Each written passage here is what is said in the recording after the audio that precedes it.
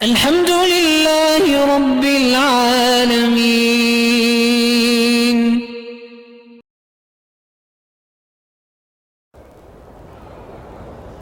میں استغفار بھی پڑھتی ہوں، صدقہ بھی کرتی، شادی نہیں ہو جائے گی جب اللہ چاہیں گے۔ غسل خانے کا رخ اگر قبلے کی طرف ہو کوئی حرج نہیں۔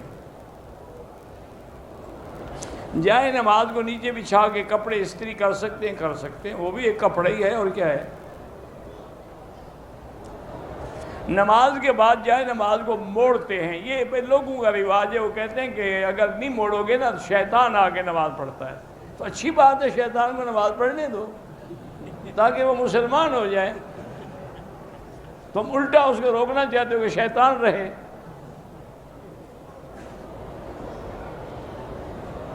ایک آدمی بار بار جھوٹ بولتا ہے، اللہ اس کو ہدایت دے، ایسے آدمی سے معاملہ بھی نہ کیا کریں۔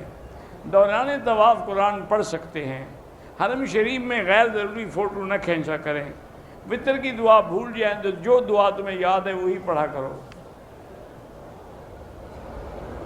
اگر کوئی ہماری زمین پہ ناجائز قبضہ کرے، بہرحال قتل کی اجازت تو نہیں ہے، لیکن اگر کوئی حل نہ ہو اور مجبوراً کوئی آدمی ایسا ہو قتل ہو جائے تو من قتل دون عرض ہی، اپنے مال یا اپنی عزت کے لیے اگر کوئی قتل ہو جائے وہ بھی شہید ہوتا ہے۔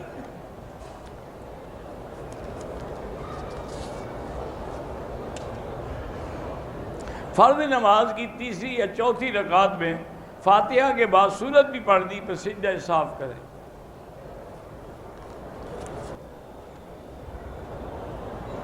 اللہ اور رسول کے نام کو لکھ کر مٹانے میں کوئی حرج ہے؟ ہاں بالکل حرج ہے، کیوں لکھو ہی نہ،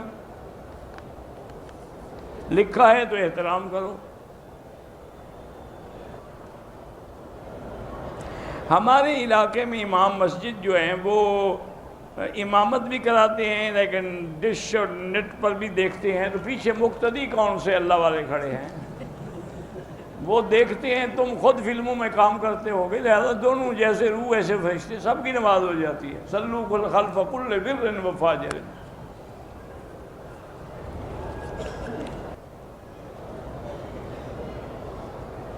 کیا اینیمیشن بچوں کے لیے اسلامی کارٹون بنانا؟ ہاں اسلامی کارٹون بنائیں، لیکن کسی صحابی یا پیغمبر کی شکل نہ بنائیں۔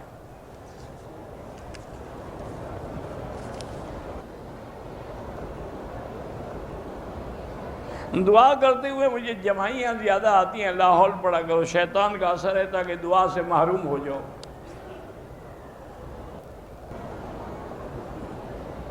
ایک آدمی نے 30 سال پہلے اپنی بیوی کو طلاق لکھ کے بھیجی، بیوی نے وصول نہیں کی،